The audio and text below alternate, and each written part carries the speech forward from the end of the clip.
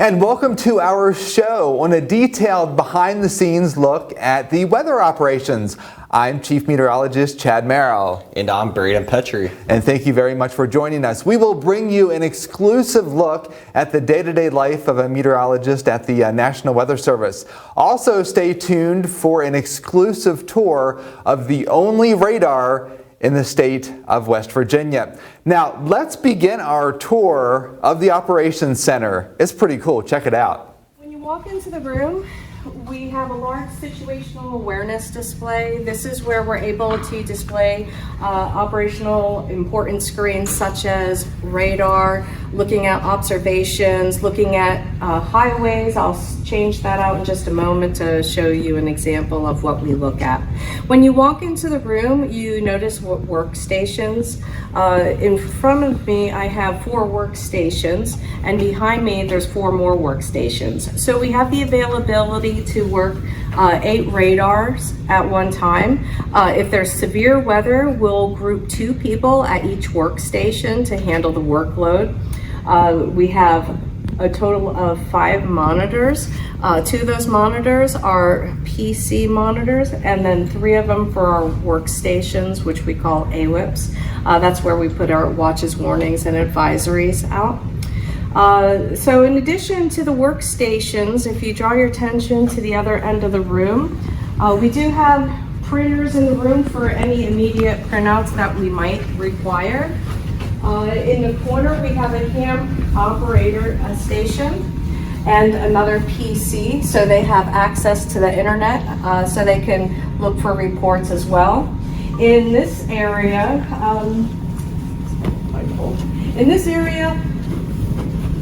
we have our situational awareness display, operational keyboard. We're able to change what we watch on the operational display by extra options, and a menu guiding us to what we can put up there. Also, we have access to a few different pieces of supporting equipment.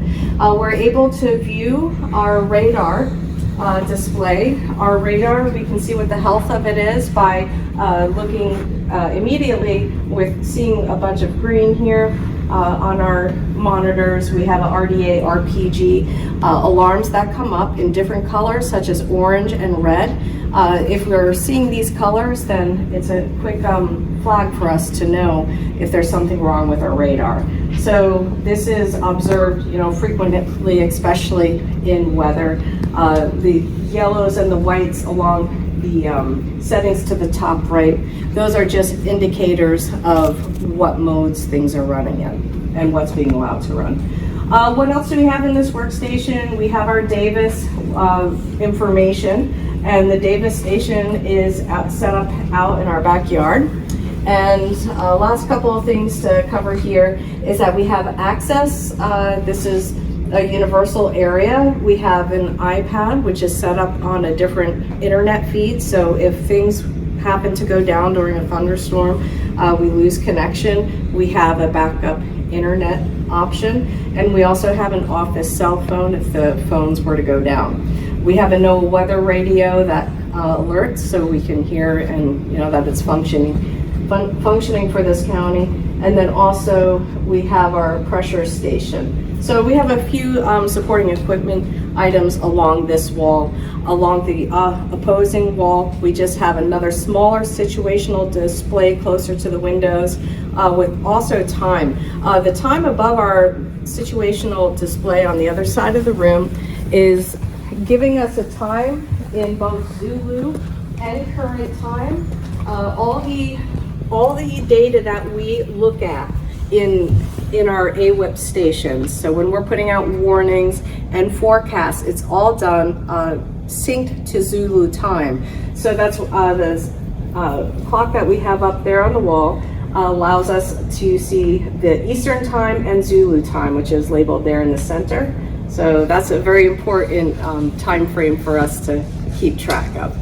All right, and last thing to note is our situational boards right behind you. We have some whiteboards, and that is for pertinent information, usually daily stuff that pops up. We're able to take a quick note.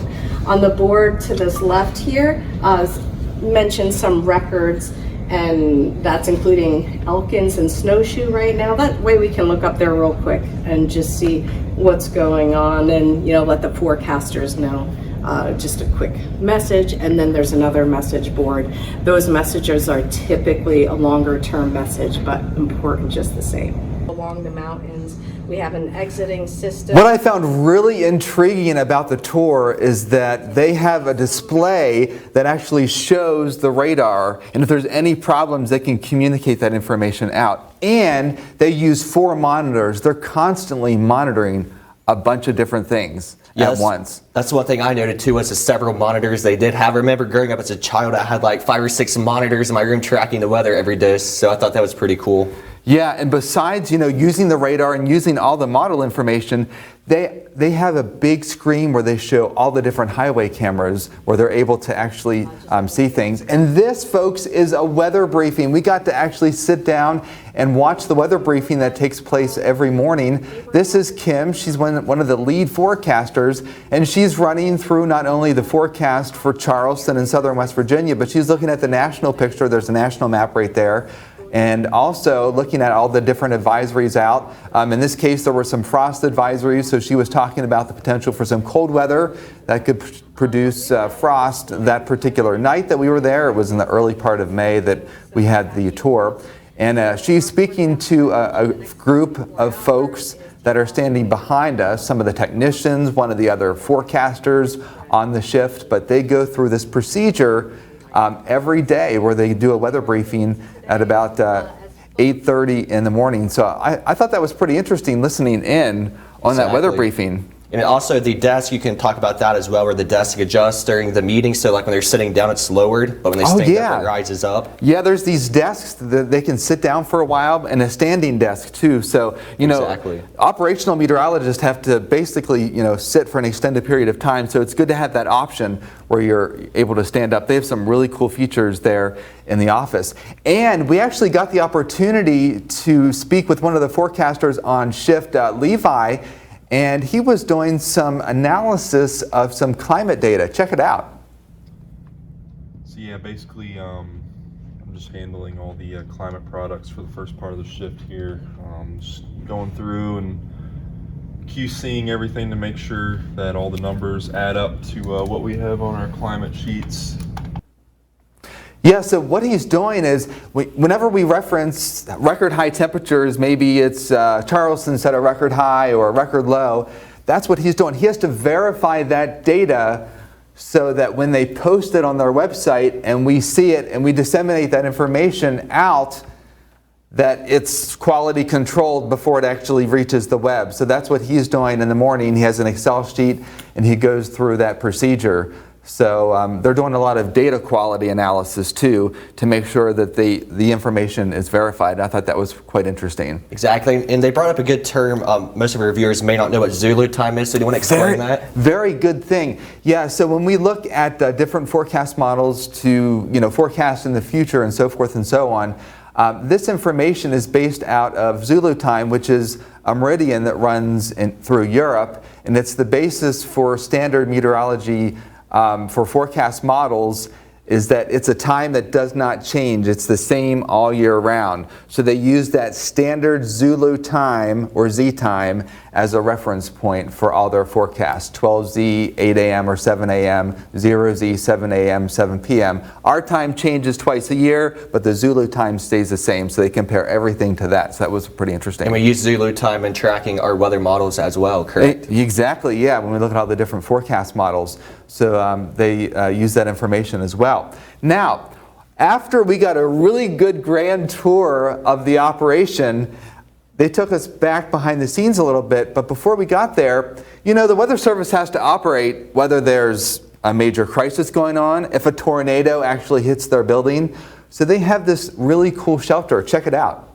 These rooms are reinforced solid concrete, and it is the designated tornado shelter as well. So there's then the men's restroom, the women's, and this is a private room. Yeah, so that is concrete. So the forecasters would go into that room and they would still be able to disseminate the information and the warnings. So they have to have a protective place to go. We give you advice. Seek shelter in a sturdy building for a tornado warning. Well, if there's a tornado bearing down on our TV station, for example, or the National Weather Service, they have to go into a secure place. So they do have one there at the National Weather Service. And they do some training before they even go onto the operational floor. We got a really cool tour of the forecast training room. Check it out. We have 2 workstations in here. Currently this is all PC. This gives us the ability to record or work on a PC while working a workstation that is similar to our AWIPS. Now at this workstation we download the events that historically have happened, and that will run someone through, and they'll have to put out either severe warnings, tornado warnings. They have the opportunity to put out watches for floods, and then they will also practice doing flood warning procedures. So that is our 2 workstations here, and in the back of the room we are going to be putting a focus. So we have the ability to do some media type work. So what Kim is referencing there is whenever we bring up a radar map that shows severe thunderstorm polygons and where the severe thunderstorm's heading, the forecasters get training on how to draw those polygons, and they get training before they actually get into the operational room. They need to be able to do that fast and efficiently, because whenever they analyze the radar data, they have to put out these warnings very quickly. So they get the training ahead of time in that room, and I thought that was pretty intriguing. Exactly, and the National Weather Service actually invited us, WOAY, back to the training room to practice the polygons. Yeah, so in the fall they're going to have several different media outlets there, and we're going to practice doing the same thing they do behind the scenes of drawing these polygons. They have archived radar data, so we're actually going to be able to do that on our own to see what they go through on a daily basis, and that's going to be pretty cool to see.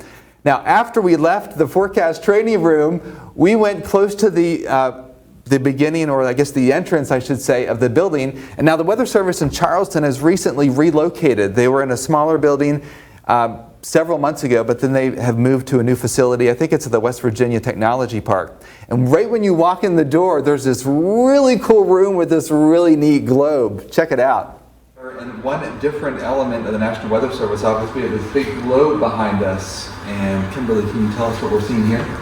All right, we're in the Science on a Sphere room, and behind us, this globe is a screen, and it's 6 feet in diameter, hanging from several cables from the ceiling. And the movement that you're seeing is produced by 4 screens in the room. So placed around the room, we have 4 screens that are giving the capability of having a 360 view.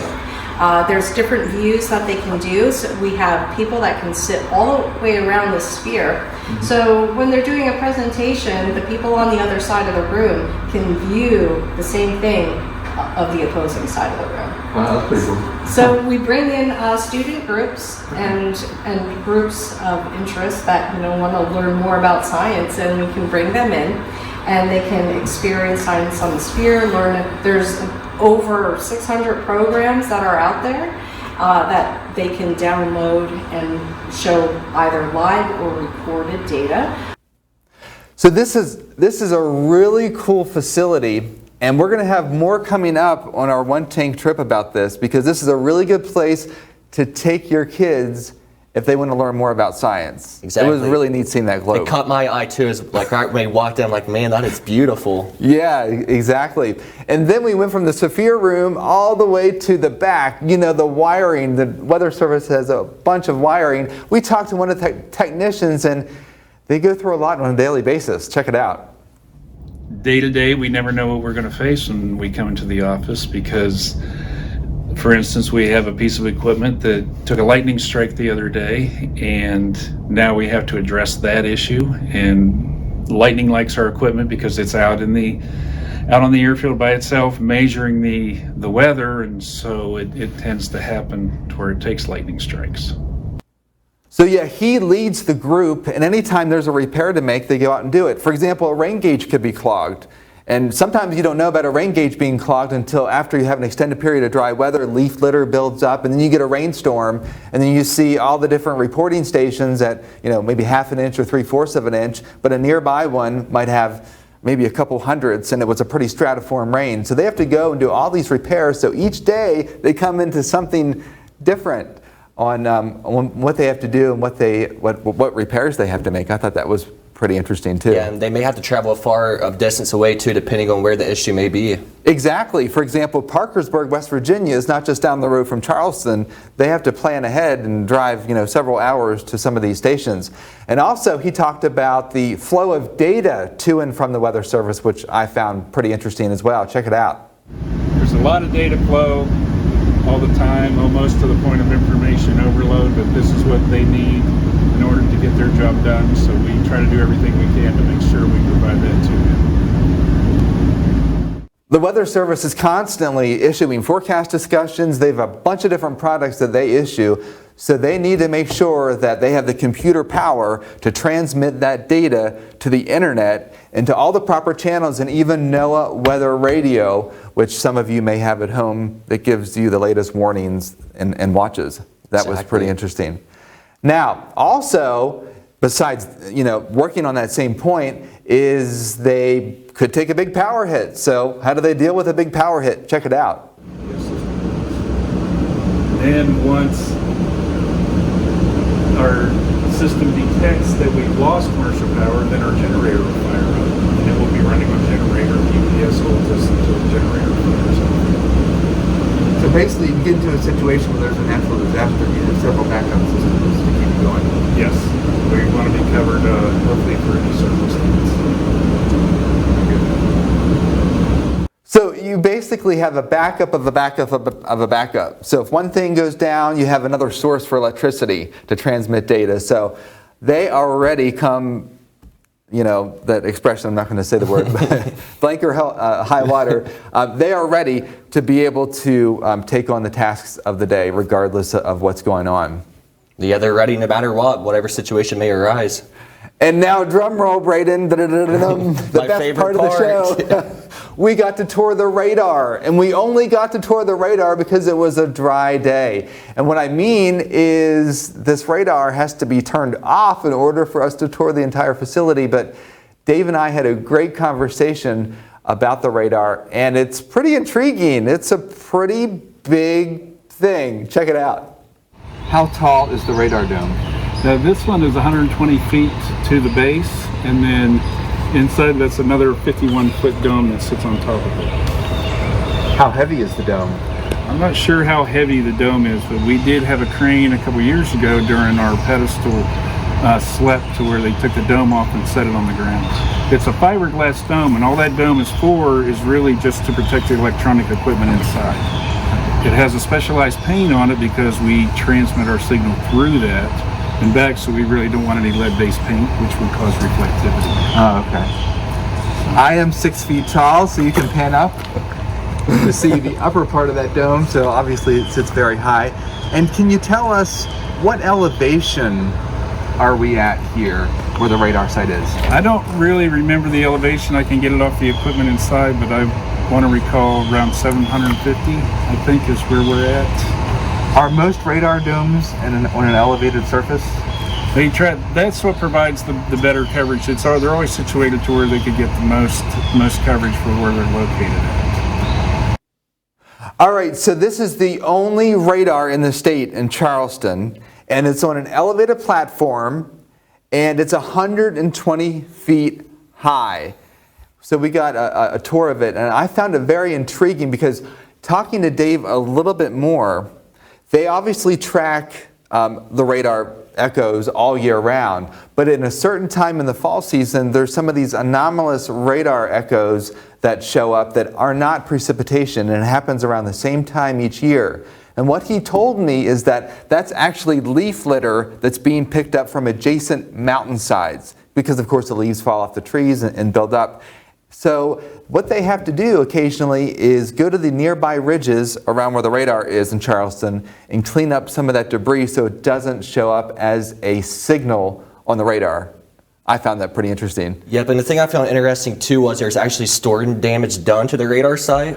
Yeah, exactly. I talked to him a little bit about that, and June 2nd, 1998 was a prime example where there were tornadoes and severe weather that lashed southern West Virginia. He said there were trees down all around the radar site and some damage. So there are trees obviously within the scope of the radar site, but they have to clean up from that because this radar has to operate 24/7 to keep us protected so we know what's going on so we can relay the information to you. So they constantly have to go to the radar site and do all this maintenance, whether it's storm damage maintenance or just general maintenance on the radar itself. And like he said, it's on an elevated surface so it can transmit the signal to and from. And also they keep close tabs with the National Weather Service in Wilmington and Blacksburg because those are the two adjacent radars to Charleston. So if the Charleston radar goes out, Charleston relies heavily on Blacksburg and Wilmington because the radar signal usually travels about 120 miles from the base of the unit. So it can pick up some signals or some echoes in southern West Virginia so they have an idea of what's going on, but they can't have all three radars out at one time or that would create a big black hole and we would not be able to see anything that's going on across our state here in southern West Virginia. We also, Braden, do you remember this, the tour of the radar base? Check it out. This is actually the panel here showing all the different buttons they have, and if it turns red, they have to basically maintain it. And this is a big generator here. Obviously, there's a lot of radiation that is transmitted from the radar. And he said if it's lit up like a Christmas tree, then likely there's some issues going on. That's exactly right. He said if it was red and yellow, then they've got a lot of maintenance work to do. And so we got a tour of the radar. This is the best part of the show, I think. Now, we couldn't take the tour unless he turned off the radars. The radar had to be turned off, and this is the procedure they go through to turn it off. Go ahead, but we don't want to wait for it because we'll put this thing in standby. Now, if you look at that little can up there, you'll see when we go into standby and it switches that to the dummy load, you'll see that little metal can right there switch positions whenever it goes to the dummy load.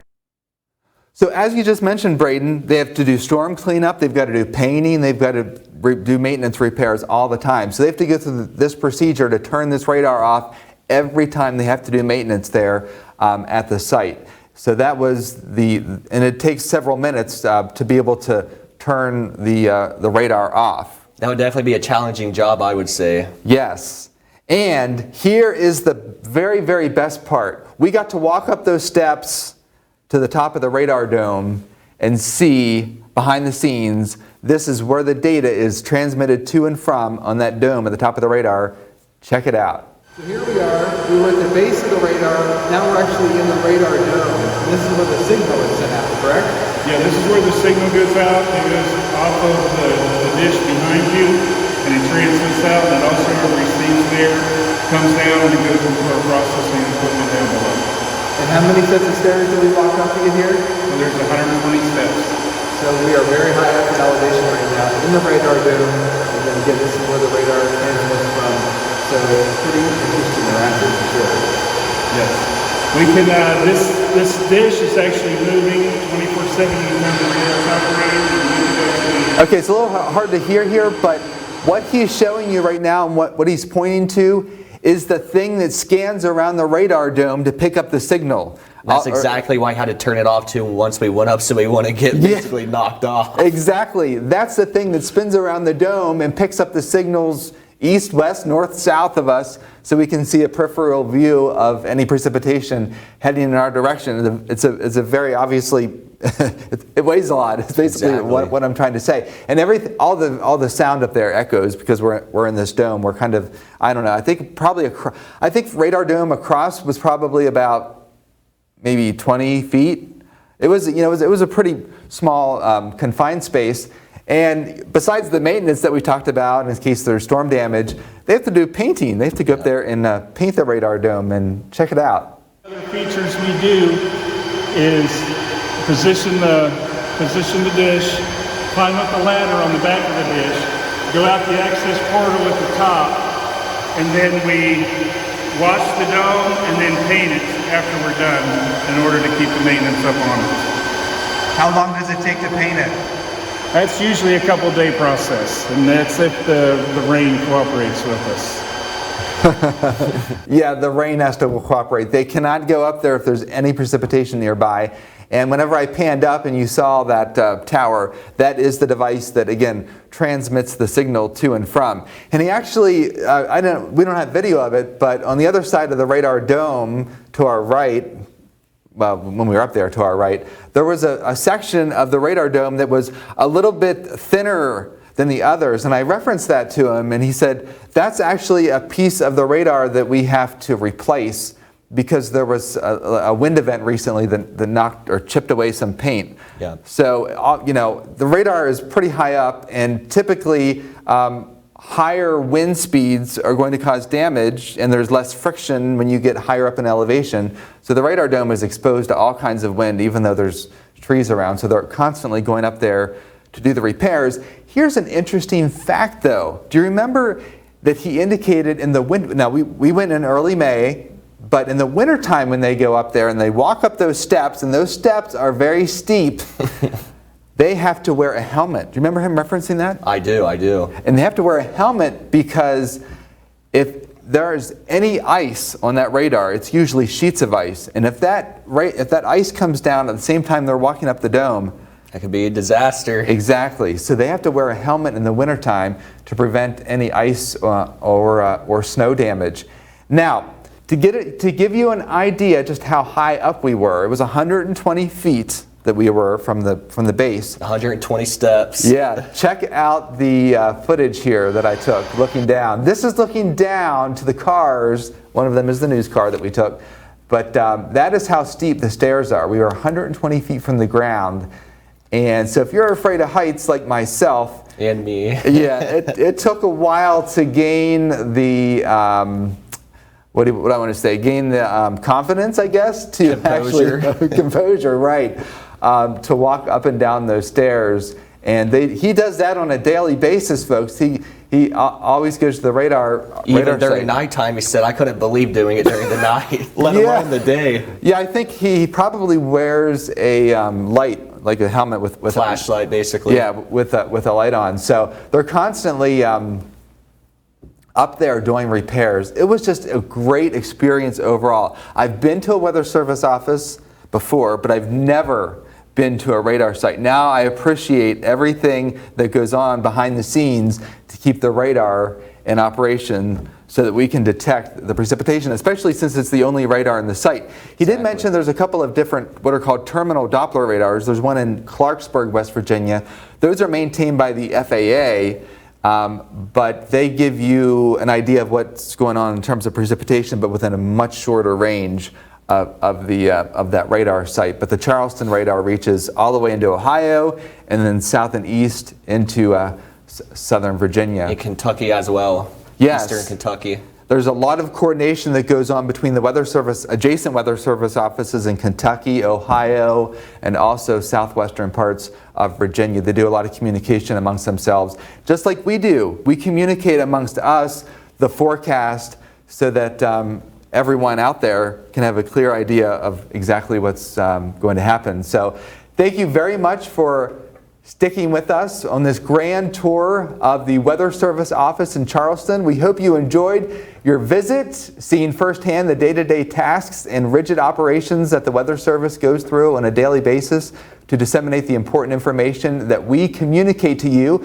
If you have any questions, feel free to reach out to us. My email address is on the bottom of your screen there, cmerrill@woay.com. So, for myself, Chief Meteorologist Chad Merrill, And Braden Petrie. thank you very much for joining us today on this trip to the Weather Service and the Radar Dome. We hope you enjoyed it.